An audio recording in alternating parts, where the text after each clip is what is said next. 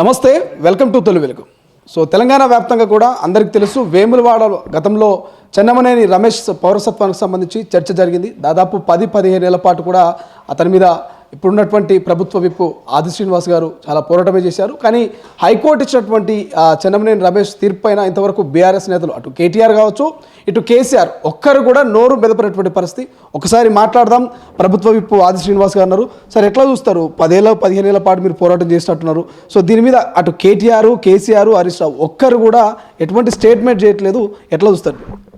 నేను అదే అంటున్నా, చిన్నదానికి పెద్దదానికి స్పందించేటువంటి కేటీఆర్ గారు ఎక్స్ వేదికగా ఇంత చారిత్రాత్మకమైన పెద్ద తీర్పు వచ్చి మీరు వెనుకేసుకొచ్చినట్టు రమేష్ బాబు భారతదేశ పౌరుడు కాదని తేలిన తర్వాత ఎందుకు మీరు స్పందిస్తలేరని అడుగుతున్నా. స్పందించాల్సిన అవసరం ఈరోజు కేసీఆర్ గారు కూడా ఉంది. ఎందుకంటే అతను భారతదేశ పౌరుడు కాదని తెలిసి, విదేశీ పౌరుడు అని తెలిసి కూడా అతన్ని టికెట్ ఇచ్చి ప్రోత్సహించి అక్కడ ప్రశ్నించే గొంతుకైనట్టు మమ్మల్ని ఓడించడానికి చేసినటువంటి ప్రయత్నంలో వేరే నియోజకవర్గ ప్రజలకు ఈరోజు క్షమాపణ చెప్పని కోరుతున్నా. అతను భారతదేశ పౌరుడు కాదని వాళ్ళు ఆత్మ తెలుసు. అంతే 2018లో 105 మంది ఎమ్మెల్యేలకు టికెట్ ఇచ్చారు. వాళ్ళ పార్టీ విధానంలో వాళ్ళకి నచ్చిన వాళ్ళు టికెట్ ఇచ్చుకుంటే అందులో అభ్యంతరం లేదు. ఆ 105 టికెట్ ఇచ్చిన రోజు వేరే నుంచి రమేష్ బాబుకి ఇస్తున్నట్టు ఒక విలేకరుడు అడిగిండు. అది వివాదాలు ఉంది కదా పౌరసత్వం, నీకెందుకు కాదు కోర్టు చూసుకుంటుంది అన్నాడు. అంటే ప్రజాస్వామ్యంలో అతను ఈ దేశ పౌరుడు కాదని తెలిసి కూడా ఆయన నాలెడ్జ్ కూడా టికెట్ ఇచ్చిందంటే ఏమన్నా అంటున్నారు. ప్రపంచంలో ఆ దేశస్థుడు కాకపోతే ఆ దేశ చట్టసభలు ఎక్కడా కూడా ఆ చట్టసభలో సభ్యులు లేడు. ప్రపంచంలో ఇది మొదటి కేసు అనుకుంటా. ప్రపంచంలోనే ఆ దేశానికి కాని వ్యక్తి ఆ దేశ చట్టసభలో ఉన్నాడు. అందుకని అన్న లా బ్రేక్ చేసేసి లా మేకర్గా ఉన్నాడు. అంటే ఒక కుట్ర కోణం కూడా. అంటే నేను ఏమంటానంటే లా మేకర్గా కావాలని తండ్రి చాటు బిడ్డడుగా ఆలోచన చేసినటువంటి రమేష్ బాబు గారు ఈరోజు ముందస్తుగానే ఈ 1955 అనే భారతదేశ సిటిజన్ యాక్ట్ను తప్పుదో పట్టించి అతను ఎమ్మెల్యేగా గెలుపొందడానికి కోసమే లా బ్రేక్ చేసి లా మేకర్ అని చెప్పనేది. నా వాదన నిజమైంది, నా వాదనలో నిజం ఉందని చెప్పి తేలింది. అతను 100% జర్మనీ పౌరుడు. జర్మనీ దేశాన్ని మోసం చేస్తలేడు. ఇక్కడికి వచ్చి నీ ముమ్మాడికి భారతీయుని అంటాడు, కానీ ముమ్మాడికి జర్మనీ పాస్పోర్ట్ ట్రావెల్ చేస్తాడు. ఒకటి కాదు, 45 సార్లు జర్మనీ పాస్పోర్ట్ ట్రావెల్ చేశాడు. ఓసే కార్డు హోల్డర్ కలిగి ఉన్నాడు. ఓసే కార్డు హోల్డర్ భారతదేశంలో ఓటు హక్కు వేయడానికి కూడా అనర్హుడు అని చెప్పి చట్టం చెప్తుంది. అలాంటి ఓసే కార్డు హోల్డర్ ఆ ఓసే కార్డును రెన్యువల్ చేసుకునే క్రమంలో 2019లో ఈయన 2009లోని భారతీయుని అని చెప్పి పౌరసత్వం పొందింది ఫిబ్రవరి 3న. 2019లో ఓసే కార్డు రెన్యువల్ అప్పుడు జర్మనీలో బెర్లిన్లో ఇండియన్ ఎంబసీకి వెళ్ళి ఒక దరఖాస్తు పెట్టుకున్నాడు. ఆ దరఖాస్తులో 10వ కాలంలో నీది ఏ దేశం అంటే జర్మనీ అని రాశాడు. మీ హోదా ఏంటంటే రిటైర్డ్ ప్రొఫెసర్ అని రాశాడు. మీ పూర్వం ఏ దేశం అంటే ఇండియన్ అన్నాడు. ఇక్కడికి వచ్చే ఎమ్మెల్యే అంటే ఇండియా అంటే, అక్కడ నువ్వు జర్మనీ అంటాడు, రిటైర్డ్ ప్రొఫెసర్. ఇంత అంటే ఆయన నాలెడ్జ్లో ఉండి మన దేశాన్ని మోసం చేసాడు.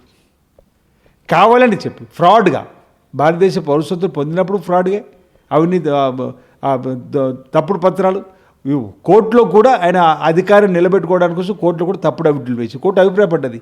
ఈరోజు అధికారులను కోర్టును కూడా ఫ్రాడ్గా తప్పుదో పట్టించి ఈరోజు భారతీయుని చెప్పి అంటారు, కానీ భారతీయుడు కాదు, ఆయనకు జర్మనీ పాస్పోర్ట్ ఉంది, జర్మనీ పౌరుడు అని చెప్పని నిన్నటి రోజు తేల్చింది.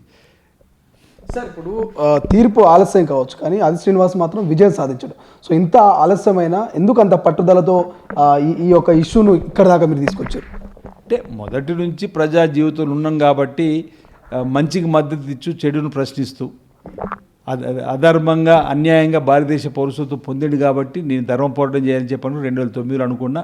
ఆనాడు నుంచి ఈనాటి వరకు కూడా ఆయన ఎన్ని అవమానాలకు నన్ను గురి చేసినా, ఎన్ని అవేళలకు నన్ను గురి చేసినా, నాపై కేసు పెట్టి మనోధైర్యాన్ని సడలింపజేయాలని చూసినా, ఆయన అనుచరుల ద్వారా నన్ను నా అనుచరులను ఎంత ఇబ్బంది పెట్టాలనుకున్నా ఎక్కడ కూడా ఇబ్బంది పడకుండా, వెనక్కి వెళ్లకుండా, వేవల నియోజకవర్గ ప్రజల ఆశీస్సుతోటి, నా మిత్రులు, నా స్టేబులర్ల సహకారంతో, నాకు బాగా గుర్తు ఈ కేసులో ఆనాడు గౌరవ ముఖ్యమంత్రి దివంగత మానేత రాజశేఖర్ గారి సహకారంతో, ఆనాడు ఎంపీలుగా ఉన్న పొన్నం ప్రభాకర్, ఇప్పుడు మంత్రిగా ఉన్న పొన్నం ప్రభాకర్ గారు, అప్పుడున్న ఎంపీలు రాజయ్య గారు కానీ, మన వివేక్ గారు కానీ, అదేవిధంగా సురేష్ షెట్కార్ కానీ, వీళ్ళందరి సహకారం ఆ రోజు దొరికింది.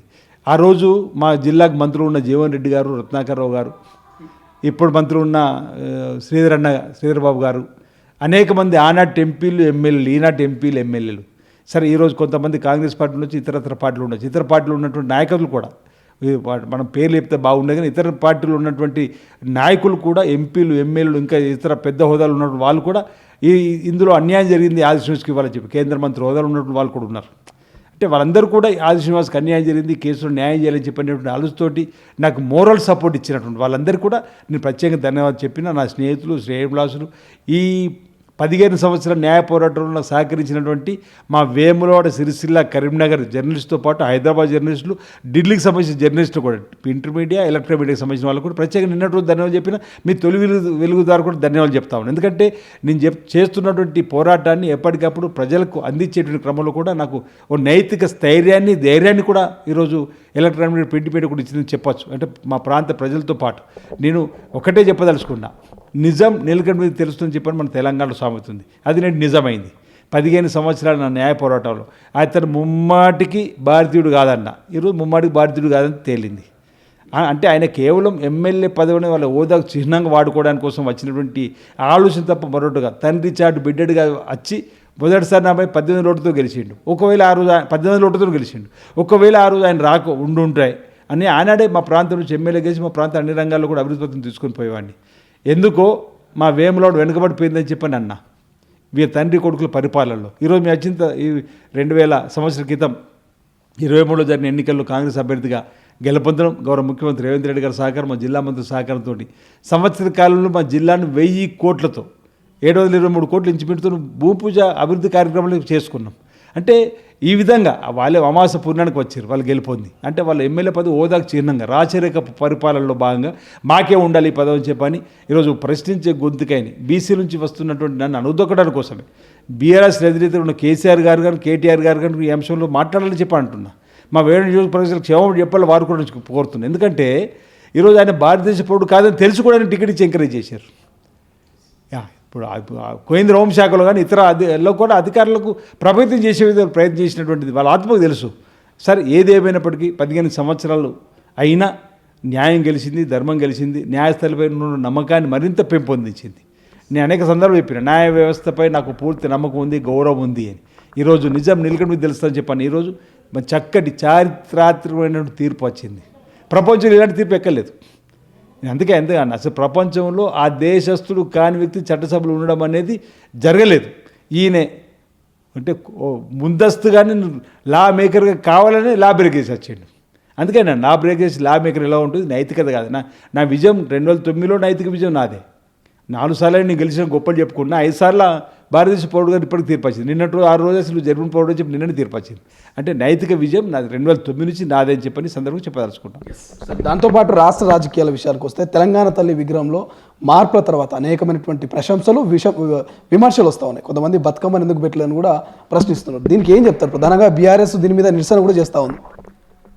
లేదు, ఇప్పుడు బతుకమ్మ మన తెలంగాణలో మన తాత ముత్తాతల నుంచి, మన నానమ్మల, అమ్మమ్మల పూర్వీకుల నుంచి తెలంగాణ ఆడుతున్నాం.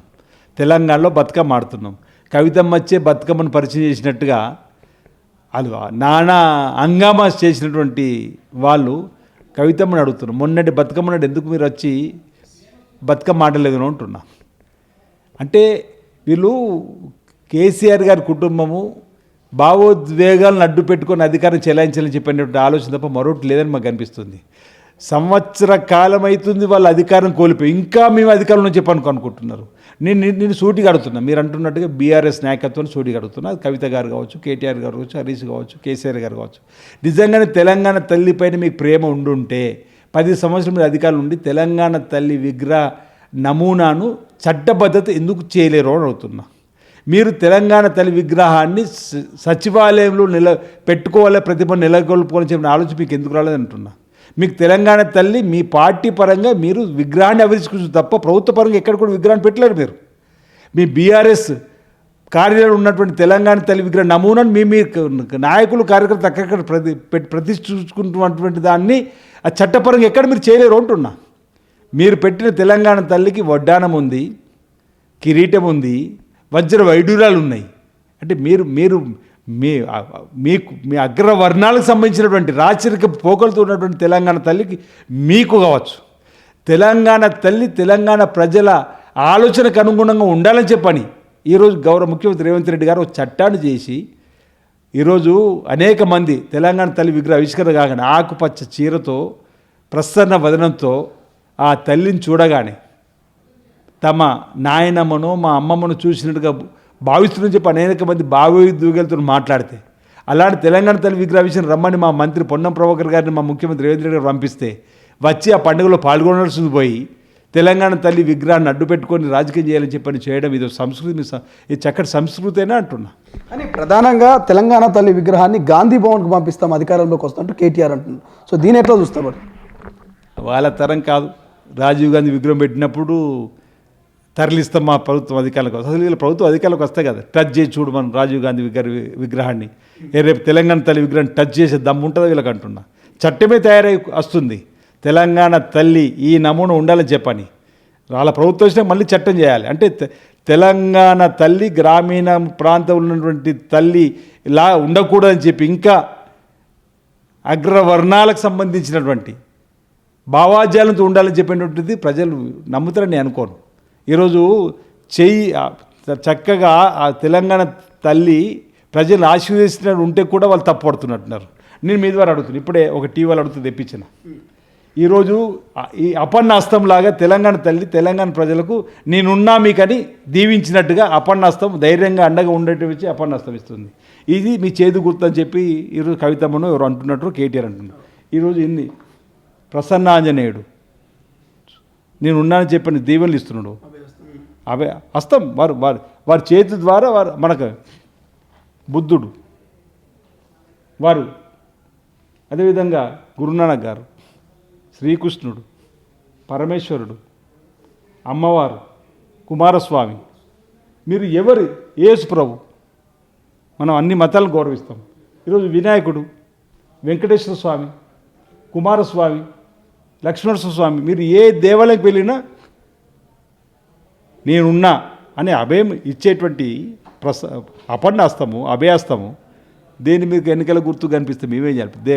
పచ్చకాముని దేశం అంతా పచ్చగన్నట్టుగా ఇంత మంచి తెలంగాణ తల్లి విగ్రహం, తెలంగాణ పచ్చగా ఉండాలని చెప్పని పచ్చటి చీరతోటి అమ్మవారు కనిపిస్తుంటే ఎరుపు రంగుతోటి నీలి రంగుతోటి భావజాలం పిడికిలు బిగించి కింద చేతులతో మన తెలంగాణ తల్లిని ఎత్తుకునే విధంగా ఈరోజు మన తెలంగాణలో పండే పంటలను కూడా చూపెట్టి ఈ విధంగా తెలంగాణ తల్లిని ఆవిష్కరింపజేస్తే ప్రస్తుతం వదంతో ఉంది తెలంగాణ తల్లి విగ్రహం. ప్రధానంగా తెలంగాణ మహిళలంతా కూడా, తెలంగాణ మహిళా లోకం అంతా కూడా ఇట్లాగే నిరుపేదలు లెక్క ఉండాలని అనేది కాంగ్రెస్ చేస్తూ ఉంది. ఎందుకంటే తెలంగాణ ప్రజలు కూడా చైతన్యం కావాలి, అభివృద్ధి కావాలి.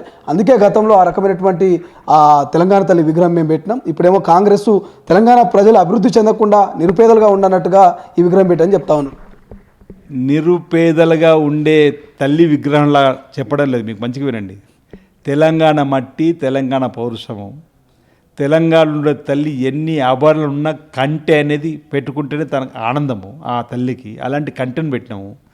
పుస్తల తాడు చూడండి, పచ్చల హారం చూడండి, తెలంగాణలో పండించే పంటలకు సంబంధించినటువంటి వరి కంకులు చూడండి, జొన్న కంకులు చూడండి, మక్కంకులు చూడండి. అని ఇవేమి వీళ్ళ కళ్ళ కనిపిస్తలేవు. వజ్ర వైడూర్యాలు అంటే బహుశా నాలాగా లేదనేటువంటి కుళ్ళు వాళ్ళకు ఉంటే మేము ఏం చేస్తాము, మాలాగా లేదని కుళ్ళు ఉంటే మేమేం చేస్తాము. వాళ్ళకి ఒక కుటుంబాన్ని కాదు కదా తెలంగాణ తల్లి, ఒక పార్టీది కాదు కదా తెలంగాణ తల్లి. తెలంగాణ ప్రజల పౌరుషాన్ని చూపించినాం ఈరోజు. తెలంగాణ తల్లి పౌరుషం ప్రసన్న వదనం చూపిస్తున్నాము. ఆమె తెలంగాణ తల్లి అభయస్థాన్ని చూపిస్తున్నాము, అపన్నస్తంగా చూపిస్తున్నాము. అందులో ఆ తెలంగాణ తల్లి విగ్రహంలో నిన్న మా బట్టి విక్రమ వరకు అనేక సార్లు చెప్పిండు. నేను అసెంబ్లీలో మా గౌరవ ముఖ్యమంత్రి గారు కూడా చెప్పారు. ఆయన వాళ్ళు బతికెక్కిపోతే ఎట్లా?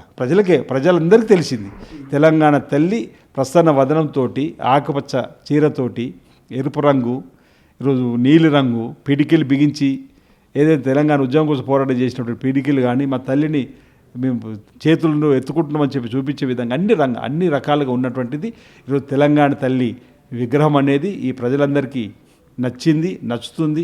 రాబో రోజుల్లో కూడా ఇది చట్టమే చేస్తున్నాం. ఇలాంటి ప్రతిమనే తెలంగాణ తల్లి విగ్రహంగా పెట్టుకోవాలని చెప్పారు. అసలు నిజంగా మీకు తెలంగాణ తల్లిపై ప్రేమ మమకారం ఉండుంటే ఎందుకు మీరు 10 సంవత్సరాల్లో చట్టం చేయలేరు?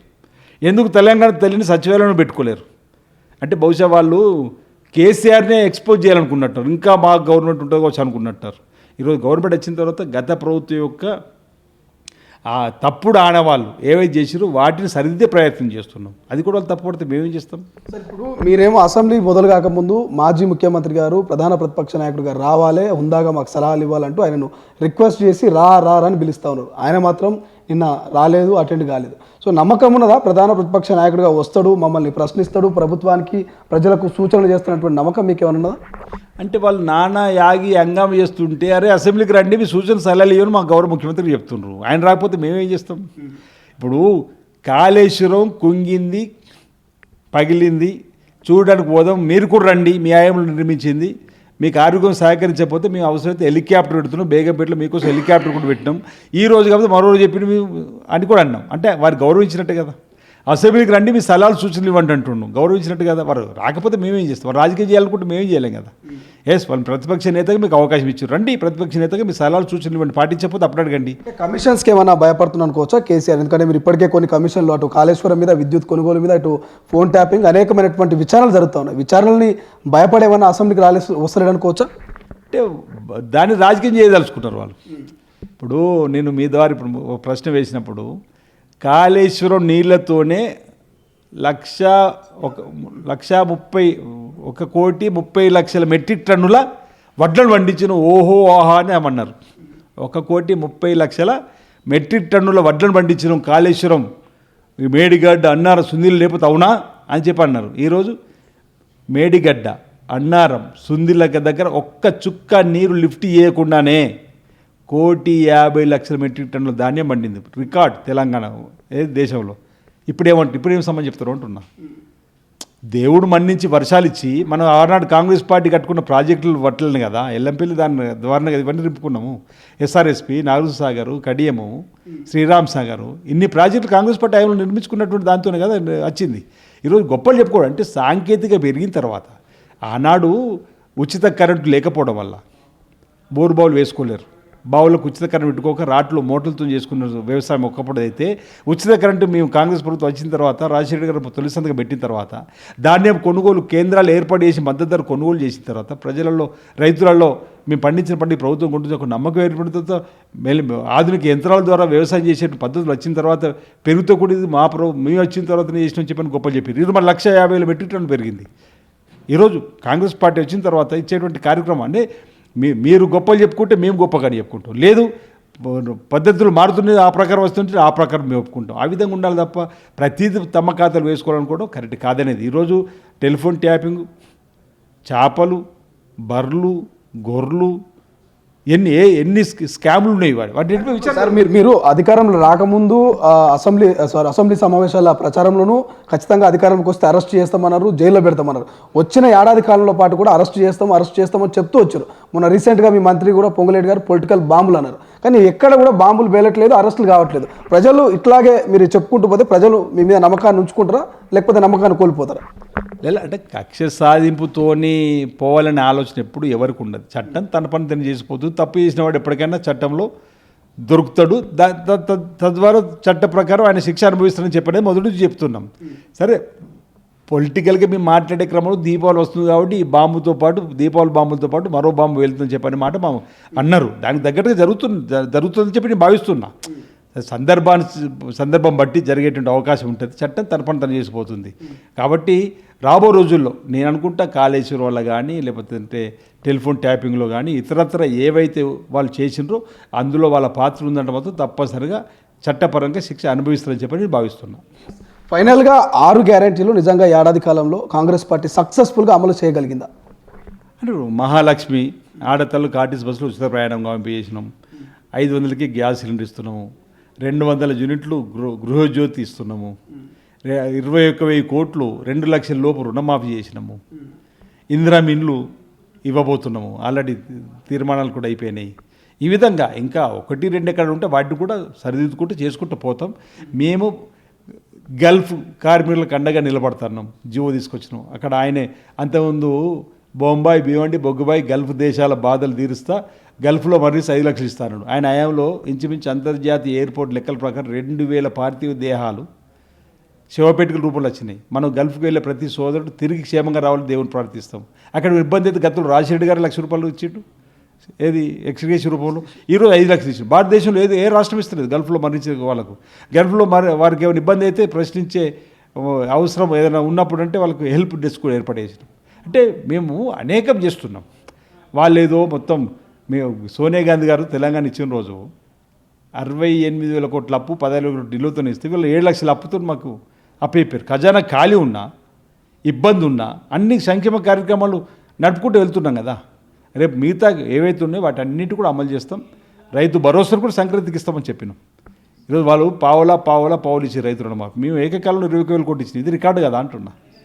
ఇది మా చిత్తశుద్ధిని వాళ్ళు శంకించాల్సిన అవసరం లేదు. మేము ఇచ్చిన ఆమె నిలబెట్టుకుంటూ పోతాం. అంటే నువ్వు వచ్చి ప్రతిపక్ష నాయకుడికి సలహాలు సూచన ఇవ్వరాదు, ఏమేమి చేయాలో ఏమేమి కదా అని చెప్పని.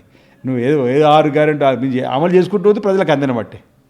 ఈరోజు వాళ్ళు కేవలం ఈ ఆగి అనేది ప్రతినిత్య ప్రజలు ఉండాలని చెప్పేటువంటి ఆలోచన తప్ప అధికారం కోల్పోయిన 3 రోజుల నుంచి ప్రభుత్వం కొడతామన్నారు. మేము అధికారులు రావాలనుకుంటున్నాం. సంవత్సరం అయిపోయింది. మా ముఖ్యమంత్రి రేవంత్ రెడ్డి గారు ప్రతినిత్యం ప్రజల మధ్యలో ఉంటున్నాడు. మా ఉప ముఖ్యమంత్రి గారు, మంత్రులందరూ కూడా స్వేచ్ఛనిచ్చిండ్రు. అందరూ ఒక టీం వర్క్గా రాష్ట్రాన్ని అన్ని రంగాల అభివృద్ధి పత్రం తీసుకొని పనిచేస్తున్నాడు. వీళ్ళ మధ్యలో కళాలు సృష్టించాలని చెప్పి అనుకున్నాం మొదట్లో. లేదు, మా రాహుల్ గాంధీ గారి నాయకత్వం, మా సోనియా గాంధీ గారి నాయకత్వంలో, మల్లికార్జున గారి నాయకత్వం, ఈ మధ్య ప్రియాంక గాంధీ గారు ఎంపీగా గెలిచిన తర్వాత దేశంలోనే ఒక మార్పు తీసుకురావాలని చెప్పి కాంగ్రెస్ ప్రభుత్వం చూస్తున్న క్రమంలో అందరం కూడా ఒక టీం వర్క్గా పనిచేస్తున్నాం. ఇక్కడ ప్రజలకు ఇచ్చిన హామీలు అమలు చేస్తూ మరో 5 సంవత్సరాలు కూడా రాబోయే ఎన్నికలు కూడా కాంగ్రెస్ ప్రభుత్వం ఇక్కడ వస్తుందని చెప్పని ఈ రోజు మీకు చెప్పదలుచుకున్నాం. చివరికి ఒక ప్రశ్న, మంత్రివర్గ విస్తరణ మీద అనేక మార్లు విమర్శలు వస్తూ ఉన్నాయి. విద్యాశాఖ, హోంశాఖ కుంటుపడతా ఉన్నాయి. సో మంత్రివర్గ విస్తరణ మీద చర్చ జరుగుతుంది. సో మీరేం చెప్తారు విస్తరణకు సంబంధించి? వస్తుంది. గౌరవ ముఖ్యమంత్రి గారు త్వరలోనే నిర్ణయం తీసుకుంటారని చెప్పి భావిస్తున్నా. వీరంతో తొందరలోనే మంత్రివర్గ విస్తరణ ఉంటుందని భావాన్ని వ్యక్తం చేస్తా ఉన్నా. Thank you so much. ఇది మొత్తం మీద ప్రభుత్వం ఇప్పుడు ఆది శ్రీనివాసు, అటు కేటీఆర్, కేసీఆర్, హరీష్ రావుకు సూటిగా చెప్తా ఉన్నారు. చెన్నమనేని రమేష్కి సంబంధించి హైకోర్టు తీర్పు ఇచ్చింది. దీని మీద ఎందుకు స్పందించట్లేదు? తల్లిచాటు బిడ్డలాగా ఇన్ని రోజులు ఆయన ఎమ్మెల్యే పదవిలో కొనసాగిండు. మరి దీని మీద కేటీఆర్ కావచ్చు, అటు బీఆర్ఎస్ నాయకులు స్పందించాలి. చీటికి మాటికి ప్రెస్ మీట్ పెడతారు. మరి చెన్నమనేని మీద సంబంధించి ఎందుకు ప్రెస్ మీట్ పెట్టలేదు అంటూ కూడా ప్రశ్నిస్తున్నటువంటి పరిస్థితి. కెమెరా పర్సన్ అజయ్తో శ్రీశైలం, తొలి వెలుగు, CLP. అసలైన తొలి వెలుగు. ఫాలో వాట్సాప్ @తొలి వెలుగు official.